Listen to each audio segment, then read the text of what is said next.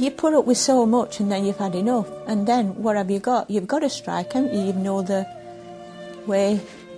You've got to demonstrate.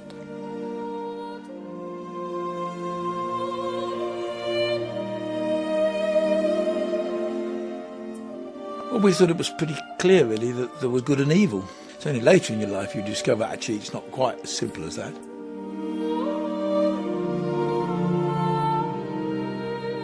I began to find myself getting more and more bolshy and talking more as though I was wearing a cloth cap and standing in the car park at British Leyland.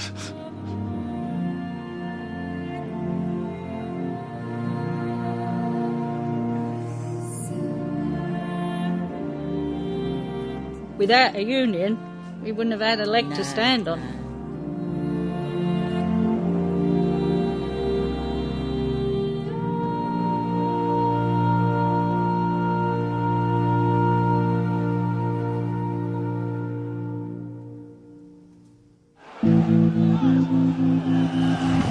Scratch the surface of anyone over 35 and you'll probably find a striker.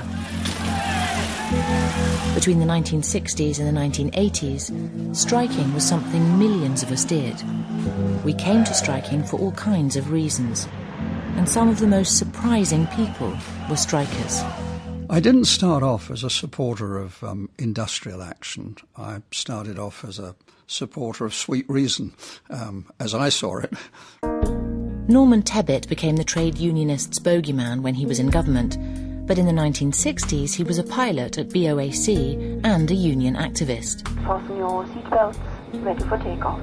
Thank you. And when we introduced the 707, for example, the management was so poor at its own job that eventually it fell to myself and another co-pilot to show the management how to schedule the cruise. If the captain wants a cup of coffee, they serve it on the flight deck. And there are always plenty of empties here too. So there we were, two ordinary guys, doing the work which should have been done by the management.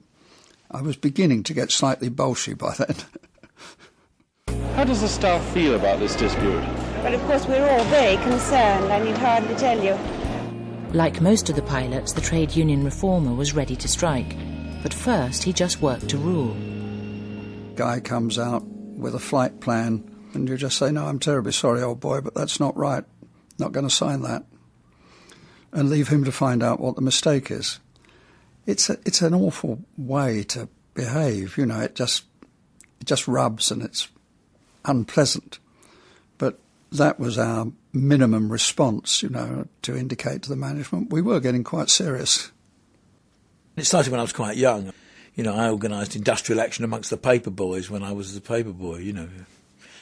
Former BBC Director General Greg Dyke continued to lead industrial action when he became a trainee newspaper hack. That was the sort of person I was. I always thought you could, you know, I railed against everything, wanted to change everything.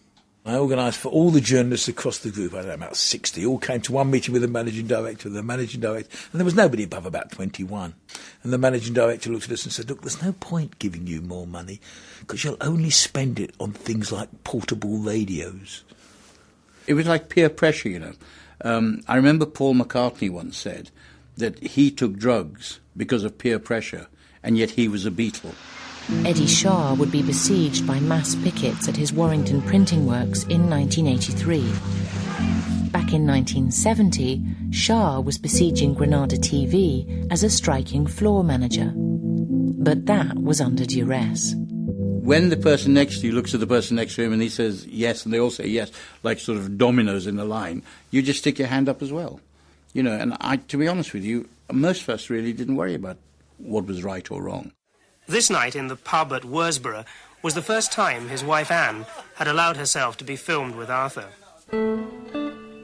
Anne Scargill, ex-wife of NUM leader Arthur Scargill, was used to the fallout from strikes. She's seen stories criticising her 15-year-old daughter for going to upper-class events like Gymkhanas. There was right-wing uproar when her husband appeared in a new Volvo car. So they said, what a story. Mrs. Scargill. But surprisingly, Anne only came to the picket line when the miners were striking against pit closures in 1984. Before the miners' strike, I just went to work. I had a daughter. Arthur's dad lived with us. And then in 1984, all hell broke loose, not only with me, but with all the other women. I should have, definitely should have, voted against. That was a lack of courage on my part, frankly. As editor of The Sun, Kelvin Mackenzie would be a staunch opponent of strikes. But 3 years before he led the paper, he found himself striking against it. It would have been impossible to cross the picket line. I neither had the courage, nor, by the way, would the management have welcomed me with open arms. What was I going to do? If I'd gone in there and sat down, it would just have been a way of earning money for doing nothing, because the printers would have blacked my output and would never have handled it anyway. Printers sitting back there, oh, that'd be lovely, this. More strikes, the better, sir. Right? So I wouldn't have achieved anything by crossing the picket line. Actually, I don't regret that. You can't really call the DHSS industry, it's like a farce. I mean, it was just like 14,000 people shuffling bits of paper waiting for them to invent computers, basically. Viz comic editor Chris Donald was surprised to find he was on strike, because no one in his union had told him. All we knew about it was that the boss said, oh, by the way, there's this strike thing tomorrow, you don't have to come in. So we went, OK, so we didn't come in. They were quite happy for you to not come in and then come back a day later. But they didn't want people sort of going and standing next to braziers and calling people scabs and things like that. So, striking sucked in some surprising people.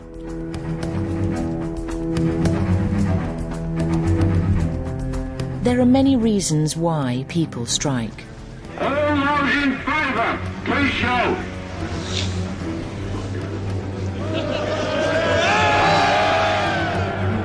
But at the heart of most strikes, there's usually a grievance. None of the girls have got any doubts at all. We know what we're fighting for and we're prepared to stay there till we get it. Yes. Women don't make a habit of coming out on strike for nothing. Ford's Dagenham plant in 1968. The women's reason for going on strike? Sex discrimination. The Trade Union Congress and the Labour Party are on record for equal pay for women. They made car seats and were classed as less skilled than men doing the same work. They were also on a special, lower, women's pay rate. It's wake-up time, isn't it? You're working, and you're thinking, I should be getting more for this, because it's a skill. So it's wake-up time. Eileen Pullen and Vera Syme will rub shoulders with politicians to highlight their grievance. They were sweeping the floor. They got the same grade as what we did. The sweeper couldn't get onto a machine, but we could do the cleaning. It's right, isn't it? That's right, yeah. Because that's the only way you got anywhere with Ford. You had to strike, didn't you? Unfortunately. Sheila Douglas and Gwen Davis also worked in the upholstery shop. It was always men's problems that were being fought over, not ours. Football was rocked by a one-man strike in the 1960s. The reason? Contracts that would make some of today's overpaid stars blanch. It was a slavery contract. If they want you, you're obliged to sign the contract. And if you don't, they don't even have to pay you. They didn't even have to give you the £20 a week. Newcastle United star George Eastham's contract meant he earned little and couldn't move without the club's say-so. All footballers were on the same deal, but Newcastle's star striker was ready to go on strike. If you believe in something firmly and you're prepared to do something about it, then you must do it. Public sector manual workers were angered by a government pay ceiling of 5% in 1979. They staged a series of strikes in the winter of discontent. Round here, gentlemen. Cut. What's your normal jobs? We're both administrators. So what does that mean? It means we're doing non-administrative duties, as you can see. It was inevitable that it was going to happen. The government knew it was going to happen. Ian Lowes led the Liverpool gravediggers strike. Their reason? Working in Dickensian conditions for low pay. A fella would travel round on a dumper truck with a tea in a can and would pass it on to the two gravediggers who were still down the grave, eating sandwiches covered in dirt. Those people worked under appalling conditions, were treated with contempt by the employer, and they'd had enough, quite frankly. I'm asking you to support the Joint Shop Stewards' recommendation. There were almost 12 strikes a week at one British Leyland plant in the late 1960s. Many of Leyland's walkouts were caused by its pay system. All the workforce were organised into gangs. Your world was dominated by the politics of that gang in relationship to the rest of the factory. Shop steward Bill Lancaster called a spontaneous wildcat strike without union backing. The reason? His gang was paid less than another gang. We just said to the foreman, how much are we getting for this? And we were told, and we just said, right, that's it. And we just walked out and brought the whole place to a standstill for 3 days. I guess, looking back at hindsight, I should have felt guilty, but I didn't, because everybody else was doing it. It was an incredible atmosphere to work in. Whether the individual agreed or not, sometimes they had little choice about striking. The closed shop meant you had to be a union member to work. Break the strike, and you could be out of the union and your job. And we'd often have a meeting once a week, and we'd all sit into some left-winger sort of yelling and screaming, and we'd all sit there nodding and thinking, how much longer is he going to go on for? And then we'd all go.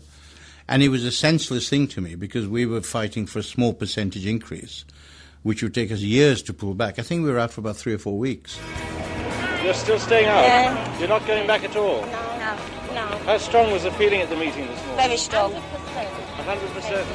There are many reasons for striking, although they're not always obvious to everyone. What we came out for, I think, it was for something the electricians were complaining about.